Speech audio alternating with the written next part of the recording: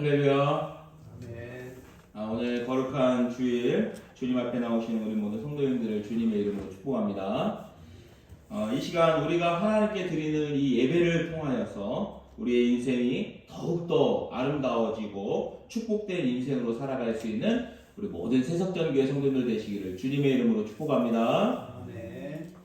우리는 이제 지난 주일에 예수님께서 12명의 제자들을 부르셔서 이 제자들을 예수님의 이 복음 증거하는 사명자들로 세우시는 것을 함께 말씀드렸습니다. 자, 예수님께서는 이 세상에 복음을 전하시기 위해서, 그리고 예수님께서 이 땅에 오신 목적, 곧 십자가 구원의 이 놀라운 하나님 나라의 역사를 증거하게 하시기 위해서 제자들을 세우셨다라고 말씀하십니다. 자, 예수님의 제자들을 어떻게 부르셨습니까? 먼저 주님은 제자들을 세우시기 위해서 산에 오르셔서 자기가 원하는 자들을 부르셨다라고 말씀합니다. 즉 예수님께서는 제자들을 부르실 때요, 이 제자들의 어떤 재력이나 학벌이나 문벌을 보고 그들의 외적인 요소들을 보고 부르신 것이 아니라는 겁니다.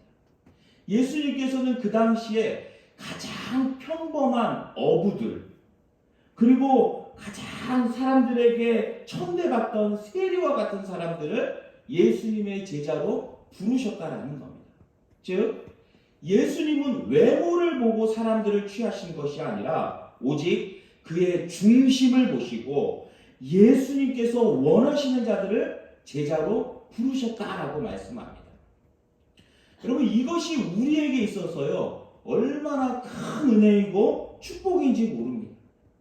여러분, 여기에 우리가 모여있는 우리 모든 성도님들은 주님께서 외모를 보시고 부르신 것이 아니라 오직 주님께서 원하시는 자들, 하나님의 택함받은 백성들을 이 예배의 자리로 부르셨다라고 우리에게 말씀해주고 있는 겁니다. 즉 우리는 예수님께서 원하시는 자들이고 하나님의 택함받은 자들이다라는 사실이에요. 여러분, 이렇게 주님께서 우리를 부르실 때 우리가 어떻게 해야 됩니까? 여러분, 지난주 말씀과 같이 아멘 하고 이 제자들이 예수님의 부르심 앞에 나온 것처럼 우리도 역시 주님의 부르심 앞에 아멘 하고 순종하고 나아가기만 하면 하나님께서는 이 예배 가운데 하나님의 말씀을 통하여 우리에게 크신 축복과 은혜를 충만히 부어주신다고 말씀하고 있는 것입니다. 자, 예수님께서 이렇게 제자들을 부르신 목적은 무엇입니까? 먼저 자기와 함께 있게 하시기 위함이다 라고 말씀하셨습니다. 자, 우리 주님은 무턱대고 제자들을 부르신 것이 아니라 우선 우리 주님은 제자들이 자기와 함께 있게 하십니다. 그리고 함께 다니며 하나님의 말씀을 가르치시고 훈련시키십니다. 즉 하나님께서도 하나님의 백성들을 부르실 때에 이 예배 가운데 하나님의 말씀으로 우리를 훈련시키시고 우리를 가르치시는 거예요. 우리와 함께 하시는 거예요. 자, 그 다음에는 무엇을 하는 겁니까? 이제 주님께서는 그 들은 하나님의 말씀을 가지고 이 제자들을 보내어서 전도를 하게 하시는 거예요. 복음을 증거하게 하시는 거예요. 자, 그런데 이때 주님께서는 제자들을 그냥 보내시는 것이 아니라 예수님이 주시는 능력을 가지고 바로 귀신을 내쫓는 권능과 이 세상의 어둠의 세력을 이기는 힘을 주셔서 승리케 하시면서 보내주실 것을 말씀하여 주고 있습니다. 자, 그리고는 이제 성경은 예수님의 12제자의 이름을 한 사람 한 사람 모두의 이름을 세세히 기록하고 있음을 우리에게 보여주고 있습니다. 바로 하나님께서 하나님이 원하시는, 우리 주님께서 원하시는 자들을 예배 가운데 부르셨어요. 우리의 이름을 한 사람 한 사람 모두 다 알고 계신다는 것을 우리에게 말씀해 주시는 거예요. 우리의 이름을 아신다는 것은 이름뿐만 아니라 우리의 삶의 형편과 모습까지도 다 알고 계신다라고 말씀하시면서 우리에게 필요한 은혜와 축복을 주실 것을 약속해 주고 계시는 겁니다. 자, 그리고 우리에게 말씀하십니다. 이제 주님이 원하셔서 부르신 우리 성도님들이 주님께 부름받아 매주일 주님의 말씀 가운데 주님과 함께 거하며 보내어 전도하며 하나님의 능력 가운데 축복된 인생을 살 것인가? 아니면 가룟 유다와 같이 예수님을 판 사람으로 기록될 것인가를 우리에게 묻고 계신다라는 것입니다. 사랑하는 우리 성도 여러분, 바라기는 우리 모든 세석전교회 성도님들은 우리 주님의 부르심 앞에 아멘으로 순종하며 나와 예배를 통하여 주시는 하나님의 말씀을 붙잡고 하나님이 주시는 능력을 가지고 이 땅에서 주께 영광 돌리며 하나님의 축복 가운데 은혜 가운데 승리의 삶을 살아가는 우리 모든 성도님들 되시기를 주님의 이름으로 축원드립니다. 자, 이제 오늘 말씀은 이제 예수님께서 12제자를 세우시고요. 계속해서 복음을 전파하시며 가르치시며 능력을 행할 때에 이것에 대하여서 이제 모함하며 비방하는 자들을 향하여 예수님께서 엄중하게 경고하시는 말씀이 오늘 기록되어 있습니다. 자, 그러니까 이제 마가복음에서 예수님께서 계속 우리에게 복음을 전해주시는데요. 이 복음을 증거할 때 무리들이 예수님께 따라오면서 한 무리는 예수님의 말씀 가운데 제자들로 세워지는 무리가 있었는가 하면 한 무리는 예수님의 말씀을 반대하면서 어떻게 하면 저 예수를 죽일까 하는 예수를 비방하고 모함하는 자들이 있었음을 우리에게 보여주고 있는 것입니다. 자, 오늘 본문에 보면 먼저 첫 번째로 예수님에 대하여서 모함하고 비방하는 자들은 어떤 말을 하냐면 예수는 미쳤다. 저 사람은 미쳤다라고 비방을 했던 것입니다. 자, 예수님께서는 많은 사역을 하신 후에 집에 들어가실 때에도 사람들은 예수님께 많이 몰려들었다는 것을 오늘 본문이 이야기합니다. 왜 그렇습니까? 그것은 바로 예수님의 사역이 너무나도 놀랍고 엄청난 것이었기 때문입니다. 사랑하는 성도 여러분, 우리 교회 가운데 많은, 우리 세석전교회에 많은 사람들이 몰려드는 것, 어떨 때 몰려들까요? 우리에게 큰 건물이 있고 세상적인 마케팅으로 많은 일을 할 때 사람들이 몰려들까요? 네, 그럴 수 있습니다. 그런데 정말 하나님께서 원하시는 것은 우리 교회 가운데 하나님의 사랑이 충만하고 우리 주님께서 함께 하실 때 하나님께서는 반드시 우리 교회 가운데 사람들이 몰려들게 하실 것을 이 장면을 통해서 우리에게 약속해주고 계신다는 사실입니다. 우리 모든 성도님들이 우리가 주님과 함께 살고 있으면 하나님이 이곳에 많은 사람들을 구원받게 하시기 위해서 보내주실 것을 믿고 우리가 끝까지 기도로 나아갈 수 있는 우리 모든 성도님들 되시기를 바랍니다. 자, 예수님은 이제 모든 병자를 고쳐주시고 귀신을 쫓아내시며 많은 사람들의 문제를 해결해 주셨습니다. 자, 그래서 사람들은 예수님께서 집에 들어가실 때에도 모여들었고 이로 인하여서 예수님은 식사할 겨를도 없었다라고 말씀합니다. 그러니까 예수님께서 이 공생애를 살아가시면서요, 굶는 일이 다반사였던 거예요. 많은 사람들의 형편을 돌아보면서요, 식사할 겨를도 없었다는 겁니다. 자, 그런데 그때 무슨 일이 발생합니까? 예수님의 친척들과 친족들이 예수님에 대한 소문을 듣고 그를 붙들러 나왔다는 겁니다. 그 소문은 바로 예수가 미쳤다라는 소문 때문이었고, 그래서 예수님의 친척들과 친족들은 예수님을 다시 고향으로 데려가서 쉬게 하고 다시 건강을 회복하게 하려는 목적이었는지 예수님을 붙들러 나왔다라고 말씀합니다. 오늘 본문 말씀을요, 사실 어떻게 보면 이 말이 맞는 말일 수도 있어요. 여러분, 예수님은 정말 미친 듯이 사역한 겁니다. 여러분, 저는 오늘 말씀을 보면서요, 제가 이제 하나님께서 보내신 이 세속전교회에서 어떻게 내가 주의 일을 감당할까? 주님을 본받아 내가 일을 한다면, 주의 일을 한다면 어떻게 해야 될까? 여러분, 오늘 본문 말씀에 그 비밀이 숨겨져 있는 겁니다. 미친 듯이 해야 되는 거예요. 미친 듯이. 여러분, 주님께서는 정말 미친 듯이 사역하셨어요. 잠자는 시간도, 식사하는 시간도 뒤로 미루시고, 때로는 식사를 거르시면서 많은 사람들의 문제를 해결해 주시고 아픈 사람들을 고쳐주시면서 귀신을 내쫓아 주신 겁니다.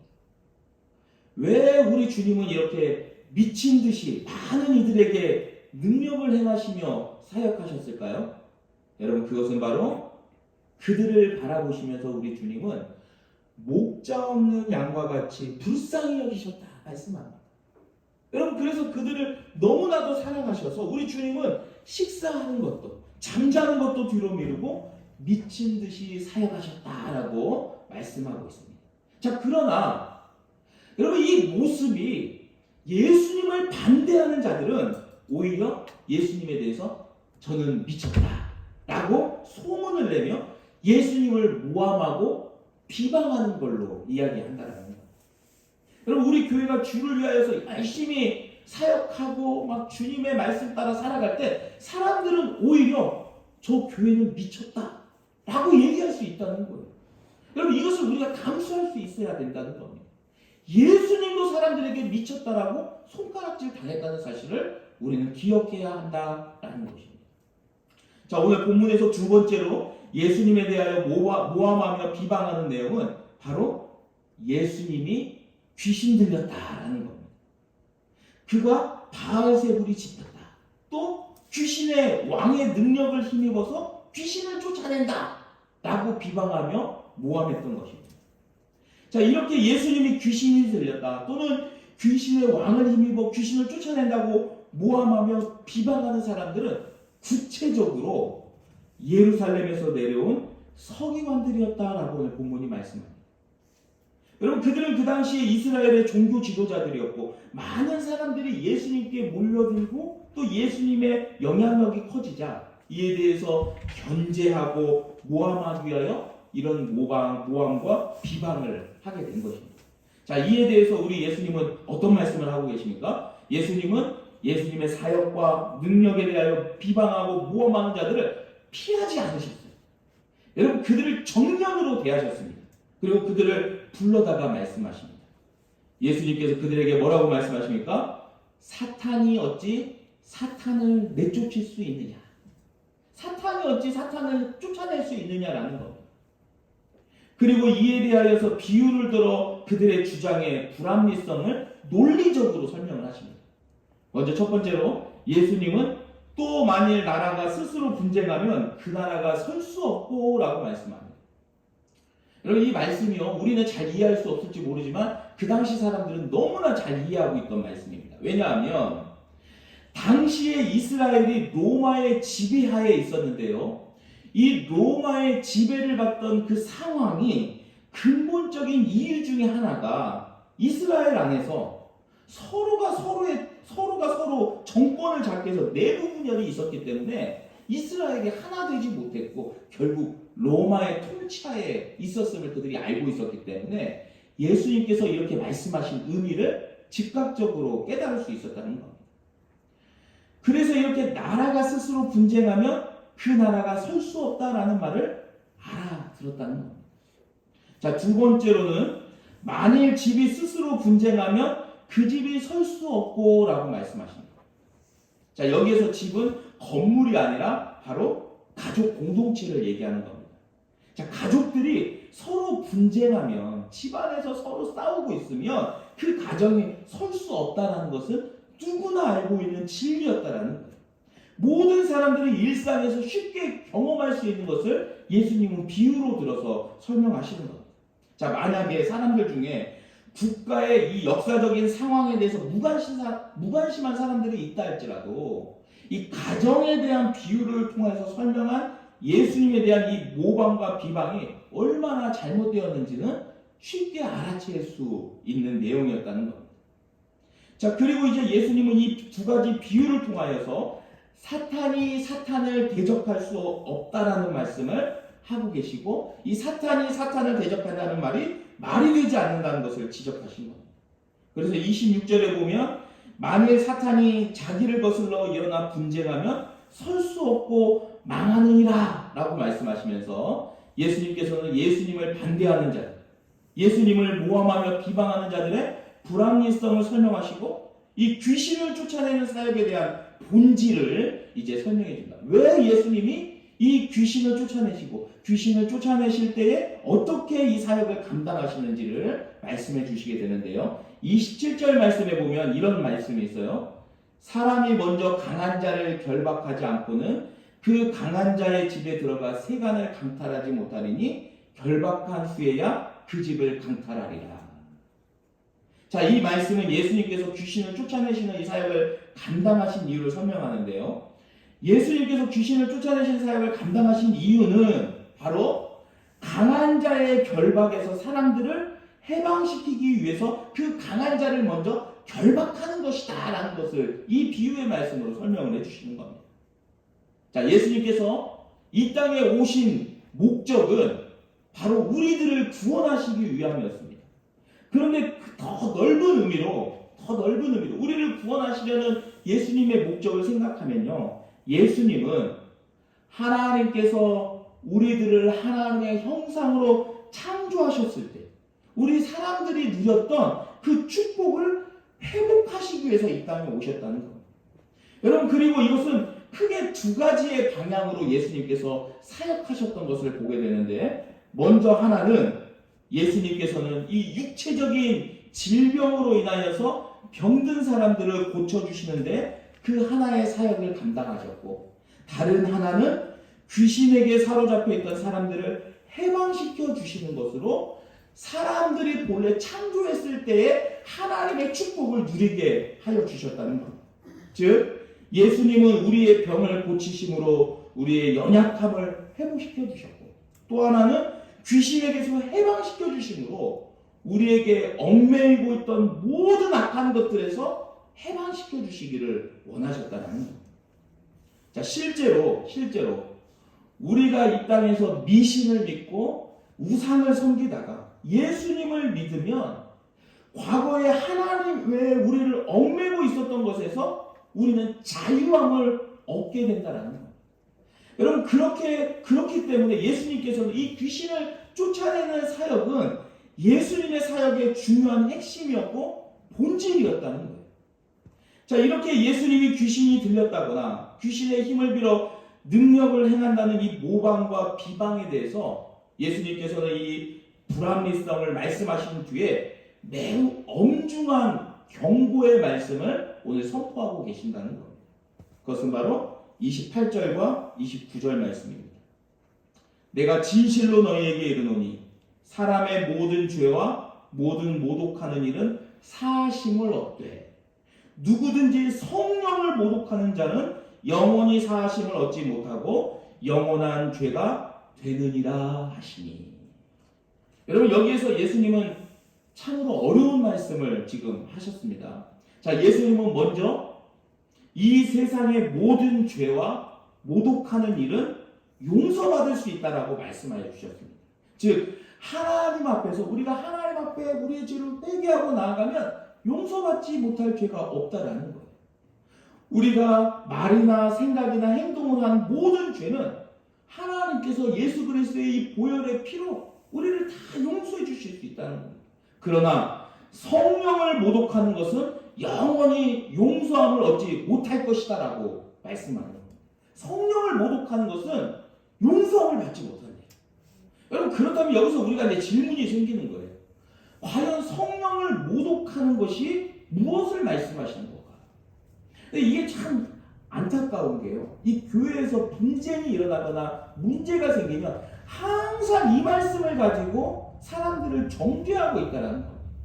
그러나 우리가 이 말씀의 본질을 알면 전혀 다른 뜻인 것을 발견하게 되는 겁니다. 여러분, 오늘 우리는 이 말씀을 잘 이해하기 위해서 이 말씀을 하신 오늘 본문의 상황을 다시 한번 정확하게 살펴볼 필요가 있습니다.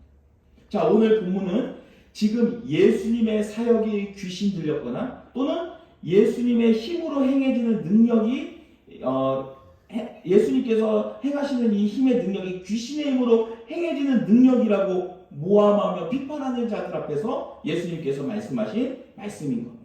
자, 그런데 우리는 먼저 예수님께서 병자들을 고치시고 더러운 귀신을 내쫓는 이 사역을 하신 것이 예수님의 중요한 사역인 것을 깨달아야 하고요. 또 하나는 이러한 예수님의 사역의 근원은 바로 성령이었다라는 것을 깨달아야 한다는 겁니다. 예수님께서는 바로 성령을 통하여서 이 일을 행하신 겁니다. 자, 그런데 서기관들과 그 당시 종교 지도자들이 이것을 부인하고 예수님을 모함하며 비난하며 30절에서는 예수님께서 더러운 귀신에 들렸다라고 떠들고 다녔던 겁니다. 자, 그리하여서 많은 사람들이 예수 그리스도를 나의 구주로 믿는 이 믿음의 자리로 나아가는 것을 방해하고 있었고 예수님의 사역을 뿌리채 흔들 수밖에 없었다는 겁니다. 여러분 그렇기 때문에 오늘 이 성령을 모독하는 죄, 성령을 회방하는 죄는 원칙적으로 예수님을 믿는 사람들에게 말씀하신 말씀이 아니고 예수님의 사역의 뿌리를 흔들며 다른 사람들에게 복음이 선포되는 것을 막는 무리들을 향하여서 하신 말씀이다라는 겁니다. 즉 지금으로 얘기하면요, 이 말씀은 오늘날 교회 안에서 예수님을 믿는 우리들에게 적용하라고 주신 말씀이 아니라 예수님을 구주로 믿지 않는 자들에 대한 경고의 말씀이다라는 것입니다. 여러분 그러므로 예수님께서 말씀하신 성령을 모독하는 죄 또는 성령을 회방하는 죄는 성령을 통하여 나타나는 하나님의 구원의 은혜를 거부하는 죄를 말씀하시는 겁니다. 사랑하는 성도 여러분 이 세상의 모든 죄는 다 용서받을 수 있다는 것을 우리는 기억해야 합니다. 그러나 이것은 우리가 예수님 앞에서 철저하게 회개하고 그 죄의 자리에서 떠나 하나님께로 돌아갈 때에 용서받게 되는 거예요. 회개한다는 것은 말로만 얘기한다고 해서 회개되는 게 아니라 이 죄로부터 완전히 뒤돌아서서 유턴해서 하나님께로 돌아가는 것이 회개라는 겁니다. 자, 그런데 결코 용서받지 못하는 죄가 있다라는 것. 오늘 주님은 결코 용서받지 못하는 죄가 있다라고 우리에게 말씀하십니다. 그것은 무엇입니까? 그것은 바로 예수님을 믿지 않는 죄다. 예수님을 나의 구주로 믿지 않는 죄가 용서받지 못할 죄라는 거예요. 여러분 우리가 예수님을 믿는 마음은 바로 성령을 통하여서 주시는 것인데 우리가 예수님을 믿지 않는다면 그것은 성령을 모독하고 성령을 회방하는 것이 된다라는 겁니다. 여러분 그러므로 우리가 오늘 말씀을 통하여서 기억해야 할 것은 바로 이 세상에서 결코 용서받지 못할 가장 큰 죄는 다른 것이 아니라 예수님을 나의 구주로 믿지 않는 죄다라는 사실입니다. 여러분 예수 그리스도께서 이 땅에 오셔서 십자가를 지시고 우리의 모든 죄를 용서하여 주시고 우리 가운데 새롭게 우리가 우리의 삶을 하나님의 백성의 삶으로 시작하게 하신 역사가 바로 성령의 역사인 거예요. 우리가 예수 그리스도를 나의 구주로 믿은 게 이게 성령의 역사라는 겁니다. 그런데 이것을 거부하고 예수 그리스도를 믿지 않는다면 그것은 성령을 모독하고 성령을 회방하는 것이 된다는 거예요. 여러분 그럼에도 불구하고 오늘 이 세대에는 이 성령의 역사를 거부하는 사람들이 너무나도 많다라는 거예요. 여러분 이 사람들에게 바로 오늘 주님께서 주신 이 말씀이 선포되어져야 한다는 거예요. 여러분 어제 어떤 일이 일어난 줄 아세요? 여러분 서울 이태원에서 할로윈 축제를 하다가 무려 149명, 150명에 가까운 젊은이들이요. 이 골목길에서 서로 깔려가지고 압사돼서 죽었습니다. 이게 얼마나 어이없는 일입니까? 여러분 주일을 앞둔 토요일에 할로윈 축제를 한다고 예수님을 믿지 않는 이 청년들이 여러분 150명의 아까운 그들의 목숨을 완전히 개죽음을 당합니다.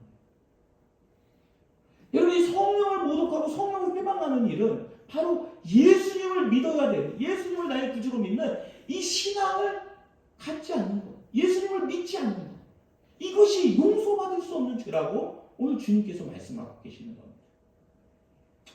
여러분 이제 오늘 말씀을 맺도록 하겠습니다. 오늘 본문에서 예수님은 예수님의 사역의 근본적인 뿌리를 흔들면서 예수님을 받아들이지 않는 자들에 대해서 경고의 말씀을 하셨습니다. 그것은 바로 그들이 결코 용서받지 못하는 죄에 빠져 있다는 것. 예수님을 구주로 믿지 않는 것은 결코 용서받지 못할 죄라는 겁니다. 여러분 이것이 바로 성령을 모독하는 죄이고 성령을 회방하는 죄다라고 말씀하고 있습니다.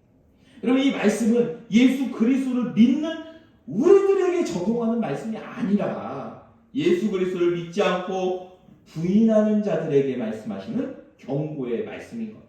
여러분, 그러므로 예수 그리스도를 구주로 믿고 있는 우리 성도들은 이 말씀에 너무 겁먹을 필요가 없습니다. 다만 이제 우리들이 해야 할 일은 바로 지금도 우리 가운데 역사하시는 이 성령의 역사에 민감하게 반응하면서 성령을 소멸치 않도록 해야 한다는 사실입니다. 예수님께서 사역하셨던 걸 본받아야 돼요. 예수님께서 미쳤다 소리를 들으면서도 식사할 겨를이 없을 정도로 하나님 나라의 이 놀라운 일을 감당하셨던 것처럼 우리도 주님 본받아서 주의 일을 감당해야 한다는 거예요.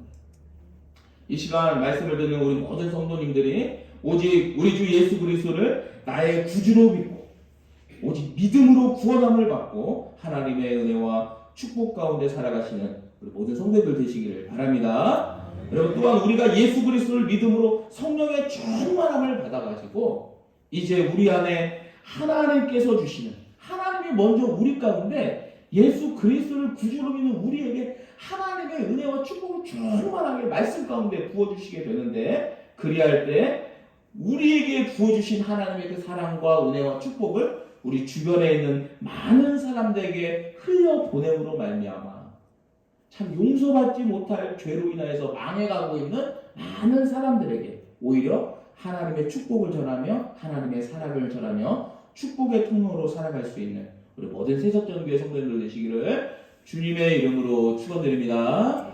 기도하겠습니다. 하나님 아버지, 감사합니다.